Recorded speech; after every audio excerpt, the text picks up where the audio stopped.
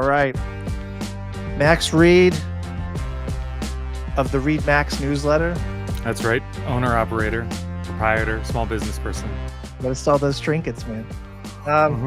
Yeah. And you have the, it's also called Reed Max, the podcast, right?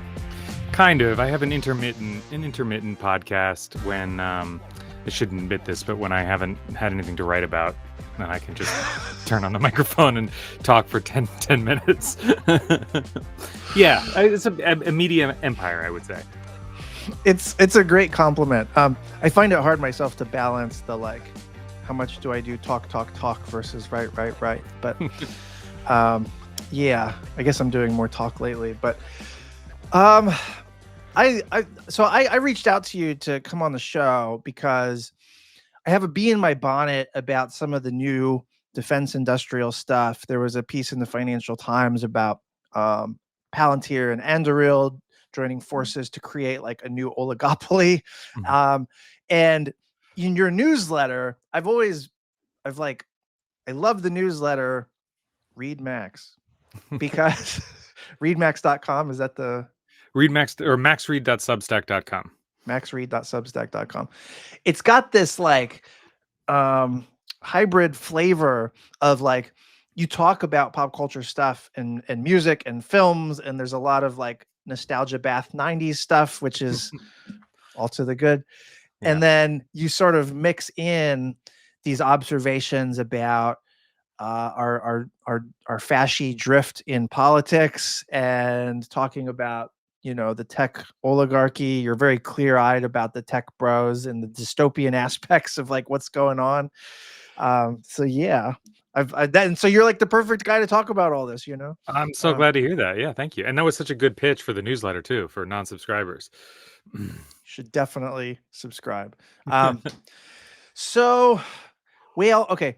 So right before we jumped on this, like, I guess it was yesterday, I'm losing track of time, but Mark Zuckerberg, the face of Facebook / Meta, he sort of did this open kimono, mask off declaration of rediscovering politics again. I can't remember what he said exactly, but he's kind of like signaling a hard right turn. And I'm wondering what you think of his willingness to go from being not political, quote unquote, to being political, quote unquote. Yeah, my knee-jerk reaction is I find it pretty contemptible. Like, I find it, it's so condescending. It's so, like, the contempt it displays on his part for me and for you and for, like, Americans, Facebook users, all these people, this kind of, you know, sudden hard right swing, or not hard right, but sort of cultural right-wing swing. But there was a good John Herman, who's one of my favorite tech writers, tech critics, wrote a great column about this yesterday, where he pointed out that this is like almost a ritual at this point, where in the wake of an election, since 2016, every presidential election, within a month or so of the election itself, Zuckerberg has given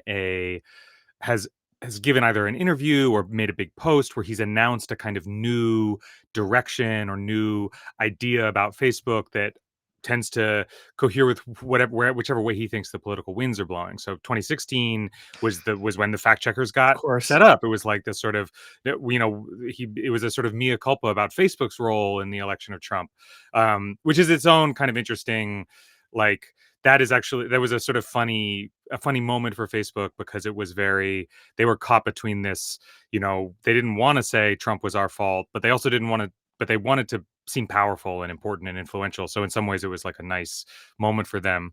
2021, in the wake of January 6th, he comes on and bans Trump from the platform and sort of is, you know, announces himself implicitly as a Bidenist, more or less. And here he is, you know, with his new sort of gold chain Dave Portnoy, like, masculinist, like, UFC thing going on, putting Dana White on the board. That's a huge signal. I know. And now he's saying, okay, no, actually, we're going back to our free speech roots.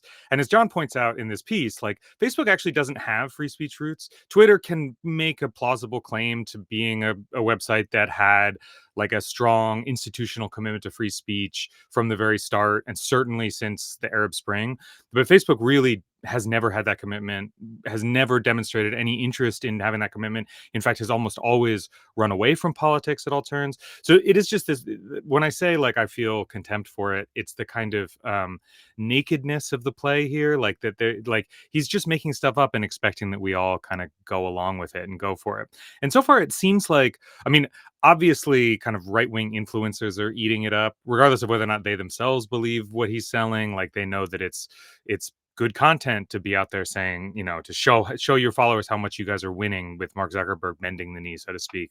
But I was noticing um the New York Times headline about this is something to the effect of like this time Zuckerberg refuses to apologize or something like that. And I thought it was like, I can't believe that it's reporters I like a lot, and I was sort of shocked to see them like uh I don't know, sort of hew to this to this framing of it, where it's like where they take at face value this idea that what he's doing is like standing up for his values and his beliefs or whatever, and that it Too isn't just, credulous. Yeah. yeah, I mean, he is in fact apologizing. Like what he, in fact, more than any other time before, he is apologizing now for having listened to the SJWs, and he's saying, actually, I never liked them in the first place, and I always wanted this. But I would say, I mean, the other thing I would say, so beyond this sort of like the hypocrisy of it all and the contemptibility of it all and all the things we can say, is like, I do think there's a kind of business interest here for Facebook beyond, like, even that isn't even, in the kind of indirect way that obviously Zuckerberg would really like Trump to drop any and all antitrust inquiries into Facebook, and he would like Sure. the government to not bother him, and he would like to, continue being like a powerful and influential business person. And this is obviously, that's part of what's going on here. He's showing fealty to Trump, but it's also really been really clear for the last few years that Facebook is in a position where it needs to grow more, and it needs to Mhm. grow with high value advertising targets. And as it turns out, basically Americans are the only actually high value advertising targets on the planet. And Facebook has not really been growing with Americans very much at all. I'm simplifying sort of the trajectory here, but more or less the idea has always been, once Facebook conquered America, it would conquer the globe.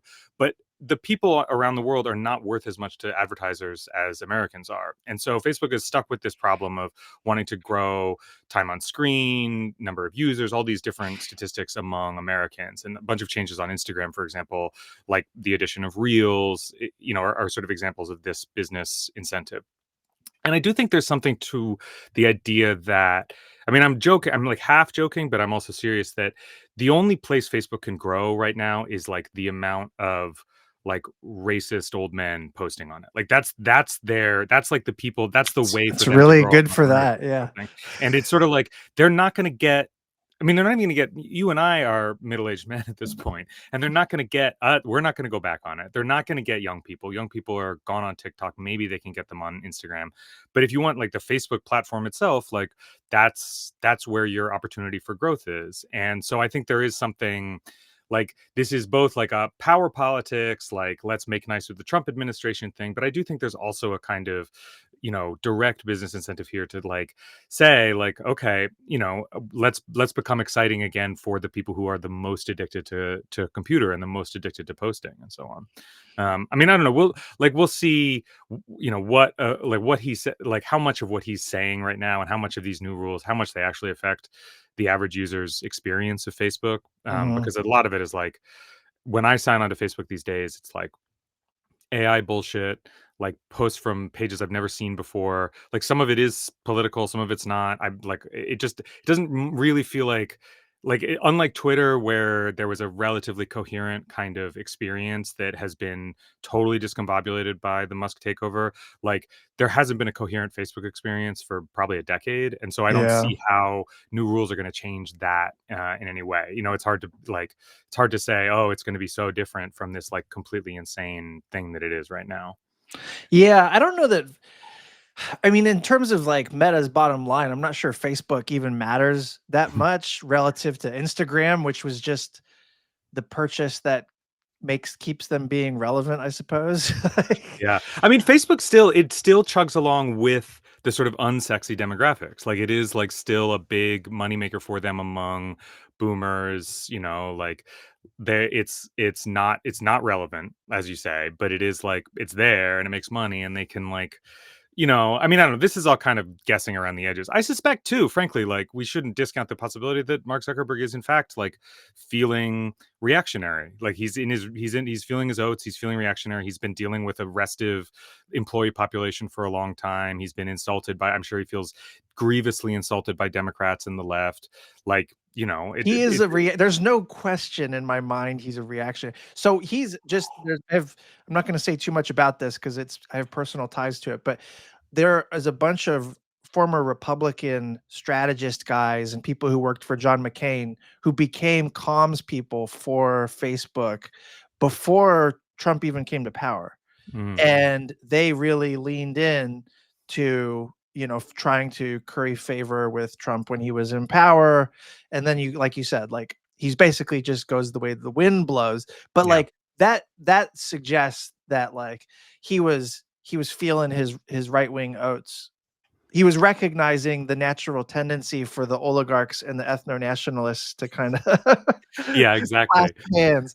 Um, yeah. Also, like 4 months ago, 5 months ago, Trump had like went on CNN and said like Zuckerberg should face life in prison. Like, and I feel like if you're Zuck, you probably Oh like yeah.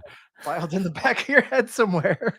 Totally. I mean, it's the same thing as like all the Trump bluster over tariffs, where it is like you want to call it canny negotiation because it's like the dumbest possible form of negotiation. But you just are facing a bunch of people who are sort of like, this is not worth to me the stand that I would need to take to like find out if you're serious. So I'm just going to capitulate because it kind of works. It like works for me too anyway. And so why Mhm. not? And then Trump can claim his big victory, and you can get what you were looking for in the first place.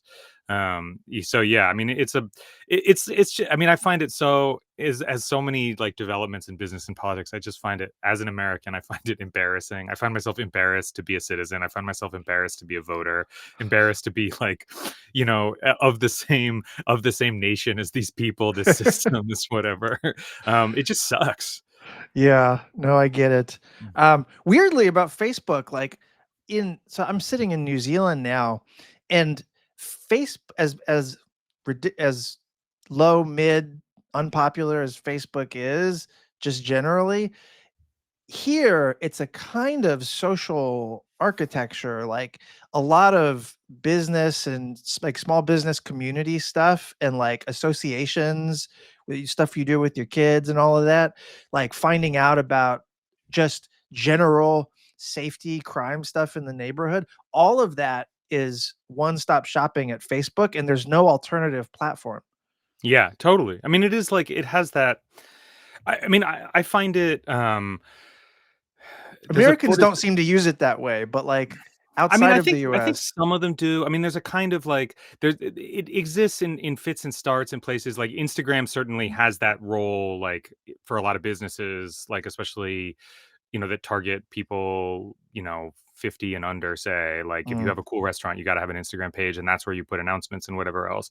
I mean, it is really interesting to me that we have this, like Facebook has sort of, after having been a huge topic about in the sense of disinformation and its role. I mean, I wrote a New York Magazine piece in 2016 about its, or 2017, I suppose, about the company's like kind of outsized role in politics and all these things. And it kind of disappeared because its relevance just stopped. It stopped being relevant in the same way to like to journalists and to even to politicians and other people. But I think it still has that pretty like that sort of essential infrastructural role, if not for like all Americans, maybe not even a majority of Americans, but for a lot of Americans. And as you say, for like people all over the world, especially once you include WhatsApp, like between WhatsApp, Instagram, and Facebook, it does feel like basically everybody who has an internet connection on the globe uses one of those three apps in an effectively infrastructural way. Like it like could not replace it if it was deleted. And that is a lot of power. Like that, even if it's not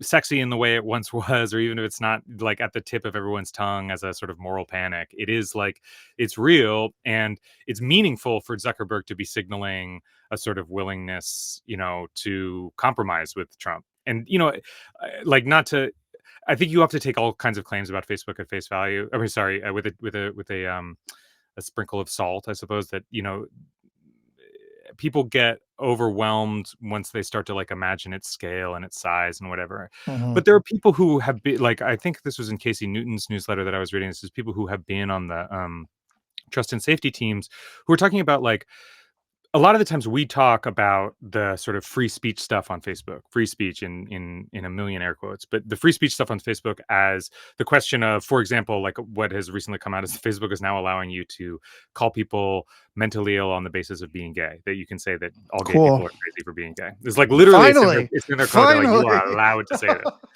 And that is obviously awful, but like in terms of real world like direct harm, not that that's not harmful, but like in terms of like incitement to violence, Directing there's all these violence, yeah. other things that go on, you know, and that we've seen already in countries around the world that like content moderation and like fairly strict rules around speech are really important so that a team can intervene as a rumor starts flying on WhatsApp, as you know, a lynch mob starts forming on Facebook, to slow the reach of that post, to make sure that it's not like getting I don't know, all over the place, that it's like that it's not reaching all the people who might who might act on it or whatever. And Mhm. if Zuck is really doing what he says he's doing in terms of sort of taking a hands-off approach and ignoring this, like that is where I think we start to see the most immediate and grievous effect. Probably less like in US kind of you know, discourse or whatever, because as we've been saying, like it's not that relevant to whatever. But in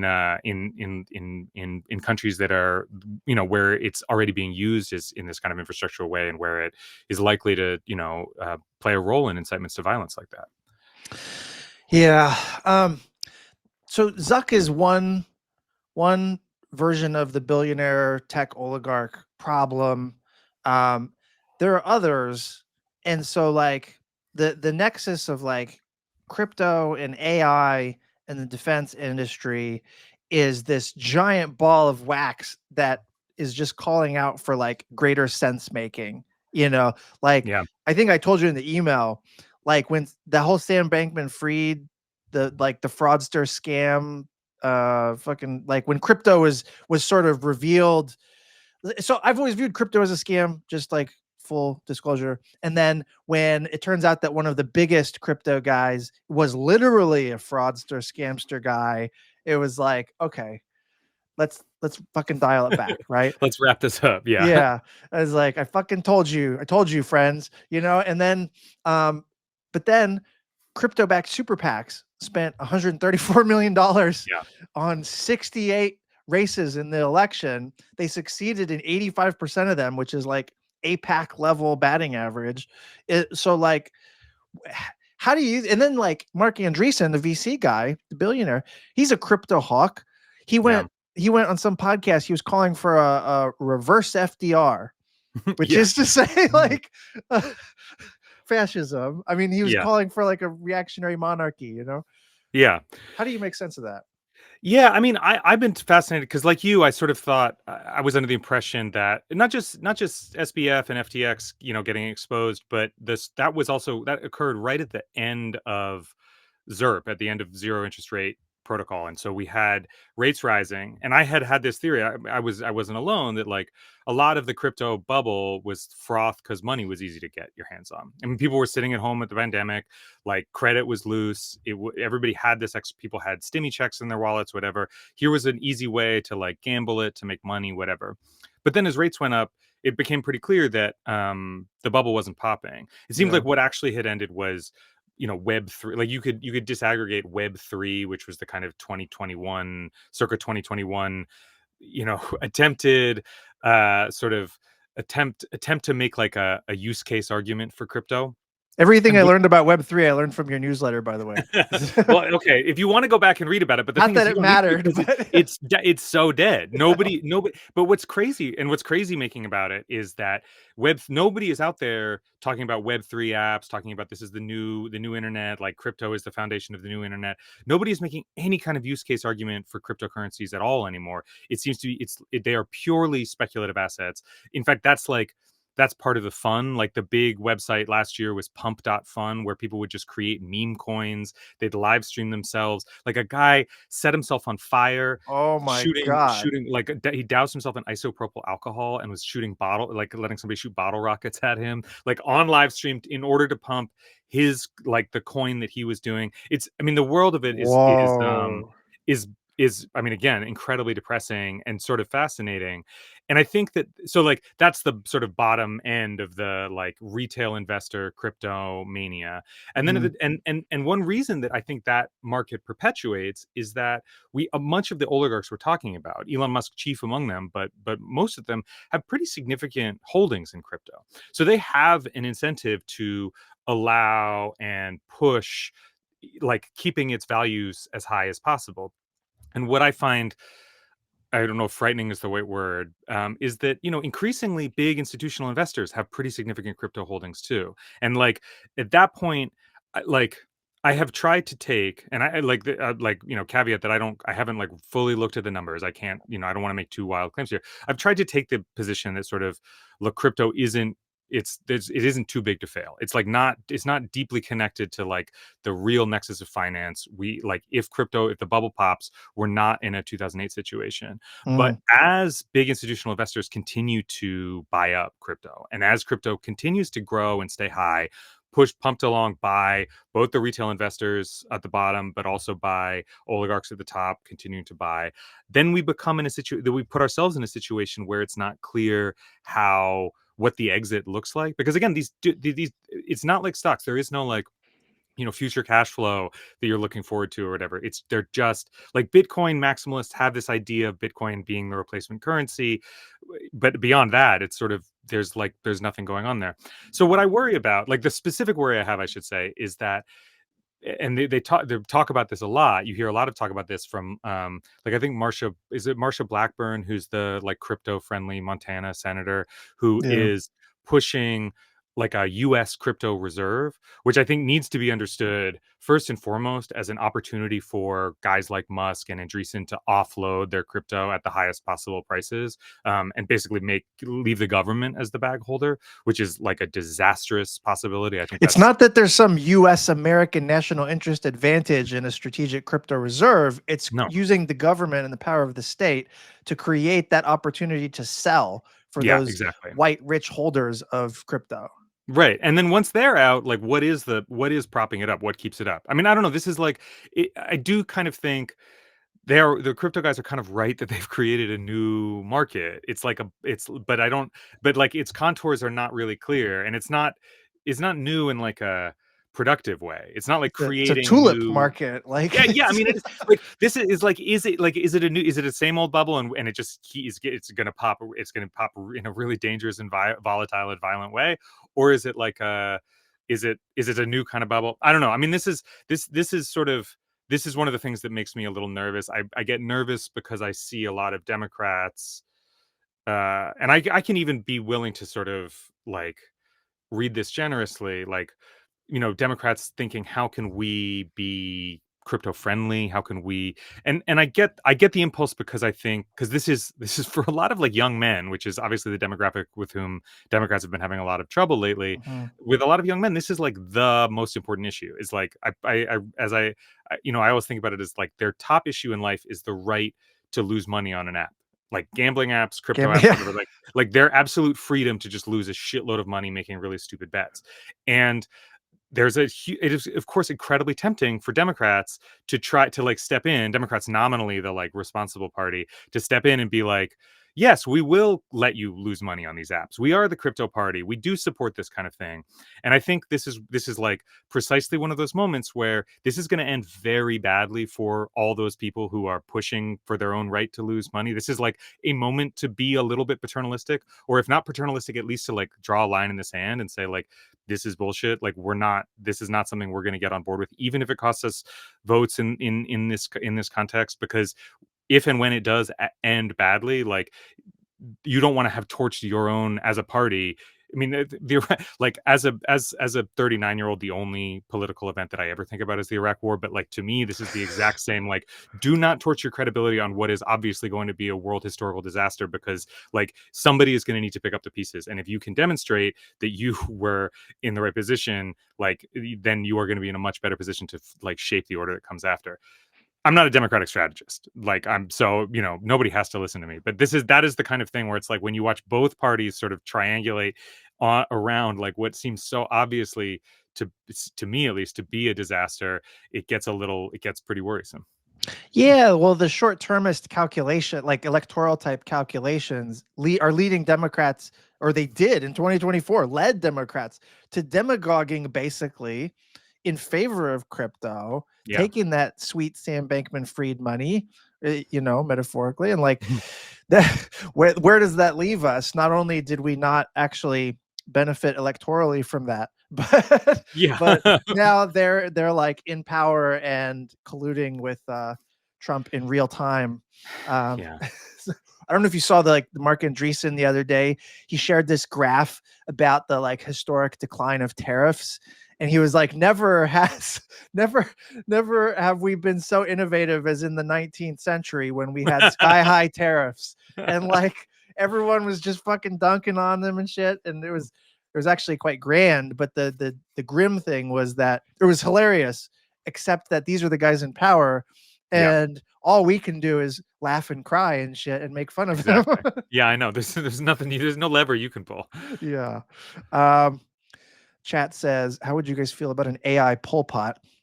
I don't know what that means, but I would feel not good about it. I mean, Yeah, it's three words I don't like to see in a row, I suppose. It's kind of like what Israel's lavender program was, like it's AI Pol Pot. Identifying guys with glasses from afar in order to destroy them. Yeah.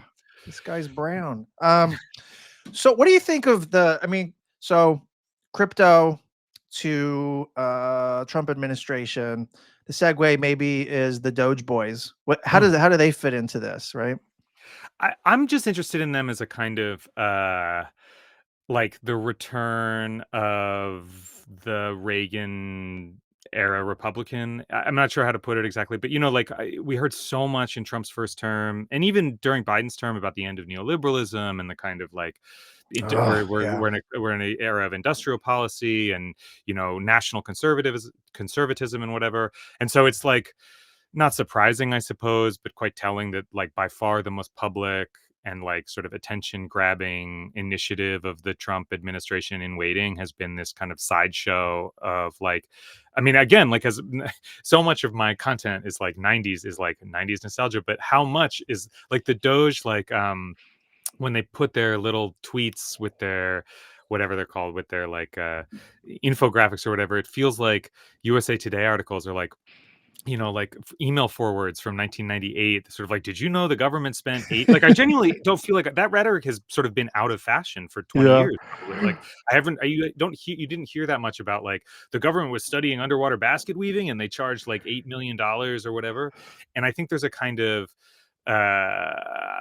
like it's revealing about what the extent to which the Republican Party really has not changed very much at all. But I think it's also revealing about like the limits of the sort of so-called accelerationism and like sort of supposed obsession with growth and like technological development and advancement on the part of people like Musk, that their chief priority really seems to be like cutting government assistance and cutting government waste or whatever. I mean, it's obviously like very funny that they haven't really grappled with it at all, that they don't they really clearly don't have a sense at all of like where like budget money goes and like the very real political reasons why nobody has ever succeeded in like cutting the budget, because like so much of it goes to the VA and so much of it goes to Social Security and these like completely politically untouchable like lock boxes effectively. But I don't know, there is like it is in keeping with the Andreessen, like the Hooverism, like the pre-FDR, the kind of like true classical liberal, like they're going to cut the government down to the bone. Like heroic entrepreneurs will like, if there's going to be development and if we're going to accelerate into the future, it's going to be purely on the part of heroic entrepreneurs spending out of their own pockets. I don't know. I mean, like, this is all, if I can live out for a minute here, like so much of what the 20th century demonstrated to us is how quickly and how amazingly we can advance science if there is like enormous amounts of public infrastructural spending behind it, of like Mhm. actual like meritocratic public money. Now, also if there is a defense, also if there's a defense interest in There was a advancing dark science side in to that it, but way. sure, yeah, Yeah. yeah. The And if you have a lot idea of was, Nazis that you brought over from Germany or yeah. whatever. But I do think there's like just the, it's funny to me that Musk can't even get the sort of like most positive lib version of the story. It's like, let's fund NASA, let's fund the JPL, let's like, let's even like let's bring back Bell Labs or some like quasi public like research and development organization. It's just this kind of, let's cut money from my enemies, and I alone will develop things based on my own prerogatives. Yeah, I mean, it's sort of boring to talk about because it is really familiar, right? It is like, okay, we're back. It's the 90s again. It's a little bit Ron Paul. It's a little bit Ayn Rand, like sort of objectivist stuff. And Well, all that. the, Yeah. the chat says Doge has a very gross kitchen cabinet feel, like crossed with the 1933 business plot. And so it's Yeah. like, That's yeah, a very like, good way of putting it. Yeah. it's like this is going to facilitate anti-regulation, which is to say facilitate like monopoly capital in a way, like, Yeah, totally. yeah. Yeah, I mean, I don't like it. It feels like they've kind of already shot themselves in the foot. Like, I feel like they, I don't hear, there was like a month there where I was hearing about them constantly. And then Musk is now on a crusade to support Andrew Tate and Tommy Robinson taking over the UK government. So his Brilliant. attention is elsewhere, which means that everybody else's attention is suddenly elsewhere too. So I wonder if we'll see it back, or if they've been told to stop tweeting about it because it's become clear that this is just like a politically unfeasible project. Well, it seems like if you're going to have an institution or a mechanism that's going to just gut the technocratic class that keeps your power in check, that you are probably better off not talking publicly about what you're going to do to them, and you just quietly do it. I mean, like, Yeah. my concern with a lot of like the schizophrenic attention of the Trump grift landscape is that, like, sure, the media might jump around from thing to thing, and sure, the attention span of Trump or Elon or whatever might jump around from thing to thing, but like each grift is going to keep proceeding whether Yeah. there's media attention on it or not. Oh yeah, the gears are still turning, you just can't hear them anymore, or you're not looking at them anymore, or whatever. I think Yeah. that's almost certainly true. I mean, part of it is like, I so much of this to me feels like, how can you bring to Trump's attention that the things Elon is proposing are really unpopular? Because deep down at the end of the day, like, Trump is a very good politician, and he understands he understands what are no-go issues and what things he shouldn't touch. And like, I'm of the school that one reason he won in 2016 is he very smartly recognized that he should not talk at all about cutting Medicare and Social Security. And in fact, he should say he was never going to cut Medicare and Social Security and all Yeah. these things that had been, these sort of Republican albatrosses for such a long time. And so, like, these gears are turning in the back, but they all still have to filter through like Trump's media diet. So if Joe Scarborough gets wind of the fact that, Social Security is getting cut in some way and brings it, like, it's like, I'm not the first person to make this is the most cliched metaphor, but it has this like King's Court thing where it's like, can you get the right people on Trump's TV to like get his attention that something bad is about to happen that is going to like hurt his political chances? Is a very funny kind of like, it's such a fucked up media environment. Yeah. The thing that like catalyzed this whole live thing we're doing right now was this Financial Times piece called Palantir and Anduril join forces with tech groups to bid for Pentagon. There's a little excerpt that I'll read here, and I want to just open your thoughts to it. It says, Palantir and Anduril, two of the largest U.S. defense tech companies, they're in talks with about a dozen competitors to form a consortium that will jointly bid for U.S. government work in an effort to disrupt the country's oligopoly of prime contractors, which is like Lockheed Martin, Boeing, etc.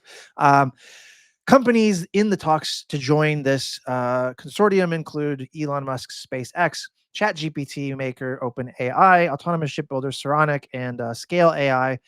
Defense tech startups have attracted record amounts of funding this year as investors bet that they will be among the winners of higher federal spending on national security, immigration, and space exploration under Trump. I have thoughts about this. What do you make of this? I mean, I actually would be really interested to hear your thoughts because my impression for a long time, as somebody who's not like a defense industry reporter and sort of knows these more as tech companies and related to the tech scene, is that um, Anduril and the sort of Palmer Luckey projects, that they were like basically sort of jokes to the DoD, that the DoD was like not like they were happy to like throw them a little money and like take meetings or whatever, but like they were not big dogs. They weren't really working on stuff that was like that worked very well or was that interesting to them. And so, they were like they were almost like make work projects to get Palmer Luckey to like not tweet annoyingly about the Pentagon or whatever. Like that's the like if the Pentagon was run by the smartest people in the world, like that's the way I would think about it. And so I can't tell if I had the wrong impression in the first place, or or this is the beginning of them sort of like actually trying to make themselves into a real thing, that maybe by sort of joining forces in this way that they can rival a Lockheed or a Boeing, that there is like a chance to like vie for those contracts in the same way. I mean, from the tech side, my impression has always kind of been this is, we talked before about the end of easy money. Like, Mhm. the VC game is very different now than it was in 2010, 2015. There are fewer unicorns. The exits are harder to come by. The money is less free. Um, there hasn't been a Facebook in a really long time, and so I think a lot of investors are looking for companies that can sort of guarantee pretty cushy, like, income streams from, say, government contracts. Like that's a pretty attractive business to be in. And it's like, I think this is a sort of a chicken and egg thing between the reactionary turn on the part of a lot of these guys and the sort of money making opportunities associated with it, but they Mhm. go hand in hand, that you can be a Republican and you can be a patriot and you can make a lot of money by selling killer drones to the Pentagon. And so, like, in some sense, this sort of like, consortium, putting together a consortium, is just a natural evolution of that tendency. And somebody like Malcolm Harris would say, like, this also isn't new. Silicon Valley, Yeah. Dick Packard, they've been defense contractors since the 1940s. So it's Yeah. also like this is deep, deep, deep in their blood. So that's also like, worth remembering and saying. I do recommend. I don't know if you've read it. Vanity Fair did a nice profile of El Segundo, which is where a lot of these companies are based in, and they call it the Gundo. And there's all Yeah. these like these broy 20 somethings building like drones and hanging out and popping in, and like Sam Biddle called it the military's industrial complex, which I thought was very It's good. fucking great. Uh, but yeah, I mean, it's a funny thing. What do you think of it? Well, so I worked in the Pentagon in the latter Obama years, and I was literally a strategist, and like our little group of like-mindeds was like our job was to literally like imagine what the future of war is going to be. And so like it's it's much darker than what it sounds like even, but Yeah. it was also at the time I thought it was very sexy, and I have laments now. But like anyways, the part of that was like we started making bets based on like secular tech trends Hmm. that the future of war was going to be moved toward autonomous weapons systems, and the pointy end of those weapon systems was going to be robotics in various forms, drones. And so the way of warfare was probably going to change to be more AI driven and drone powered, Yeah. unmanned. And so a bunch of us, not me, uh, migrated to Silicon Valley after the Obama years and literally went to work at Palantir and Anduril and Hmm. SpaceX. And and then that connective tissue, that social connective tissue, reached back into the like Washington think tank world. And of Yeah. course, as you know, Washington think tanks is where the political appointee talent for each new administration largely comes from. And so, like, the collusion of public private in the defense industry was like kind of reborn in that moment in a new Yeah. way that wasn't just Northrop Grumman. Yeah. Right. Um, Not that these tech firms are small, like Palantir's market cap is bigger than Lockheed Martin, I think. But like my like I don't know what you think of this. My theory of is that like the VCs have had nowhere to invest to grow for a long time, like no reliable place to bet and they want the next unicorn. So they made that bet as AI, which they're over leveraged in.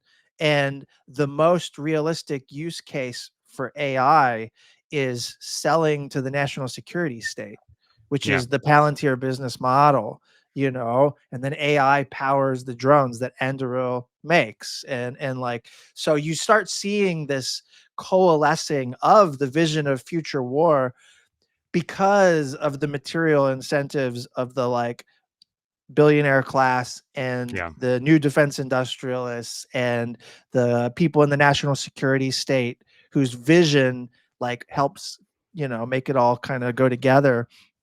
And so the rise of great power competition and conflict, and like even in that Financial Times piece, where is it, there was a line, they say wars in Ukraine and the Middle East and geopolitical tensions between the US and China have heightened the government's reliance on tech companies developing advanced AI products that can be used for military purposes.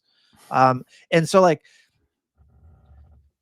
these are what, like, why is AI what is it like, okay, so you see bombs going off in one part of the world, or you see that like there's gunboat diplomacy happening in East Asia or something.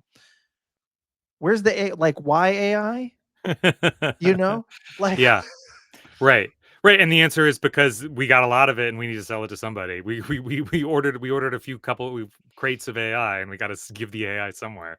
No, I think that's totally right. That clicks a lot of things. I mean, it has that and it's a it's an even more specific version of like of a sort of classic like business story where you're just looking for a buyer of last resort for this thing that you've invested in, and the government is there.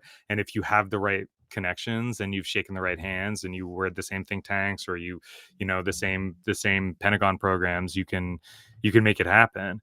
I mean, it's very it's I think there's like one other element that is like sort of tangential. It like doesn't it, which is, I think there's a labor story here too, which is and we didn't mention it when we were talking about Facebook, but I think this is a really important part of like what's happening with Zuckerberg and company, which is that the 2010s the 2010s revealed that the sort of tech workforce, if not the tech management or investor class, Mhm. was relatively left wing and relatively liberal.